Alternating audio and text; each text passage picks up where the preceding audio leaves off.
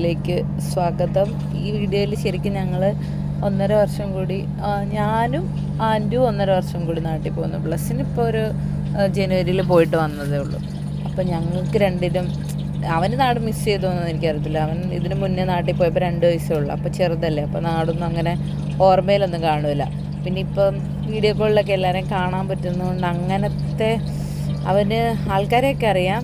പക്ഷേ നാട് മിസ് ചെയ്യാൻ മാത്രം വലുതായില്ലല്ലോ. പക്ഷേ എനിക്കങ്ങനെയല്ല. എനിക്കാണെങ്കിൽ നാട്ടിലൊന്ന് ഞാൻ പൊതുവേ എല്ലാ വർഷവും നാട്ടിൽ പോകുന്നതാണ്. അപ്പോൾ ഈ കഴിഞ്ഞ തവണ പോകാൻ പറ്റിയില്ല. അപ്പോൾ ഭയങ്കര ബുദ്ധിമുട്ടായിരുന്നു. ഈ യുദ്ധമൊക്കെ വന്നിട്ട് പോക്കെല്ലാം മുടങ്ങിപ്പോയി. പിന്നെ അങ്ങനെ പോകാൻ പറ്റിയില്ല. അപ്പം എക്സൈറ്റഡ് ആയിട്ട് ഇത്തവണ പോയത്.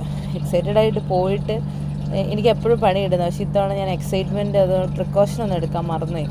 അതായത് ഈ മറ്റേ ഫ്ലൈറ്റിൻ്റെ ലാൻഡിങ്ങിൻ്റെ ടൈമിലോ അല്ലെങ്കിൽ ടേക്ക് ഓഫിൻ്റെ ടൈമിലോ ചെവിയിൽ ഇങ്ങനെ മറ്റേ കുത്തി കയറുന്ന പോലത്തെ ഫീലില്ലേ, അതെനിക്ക് കഴിഞ്ഞ തവണയും വന്നായിരുന്നു. പക്ഷേ ഇത്തവണ ഞാനത് ഓർത്തില്ല. ഇത്തവണ ടേക്ക് ഓഫിന് കുഴപ്പമില്ലായിരുന്നു. ലാൻഡിങ് ടൈമിൽ അനുഭവിച്ചു. നല്ല അത് വന്നു കഴിഞ്ഞാൽ ഒരു 10 മിനിറ്റത്തേക്ക് നമ്മൾ ഞരമ്പൊക്കെ പൊട്ടുമെന്ന് വിചാരിക്കും.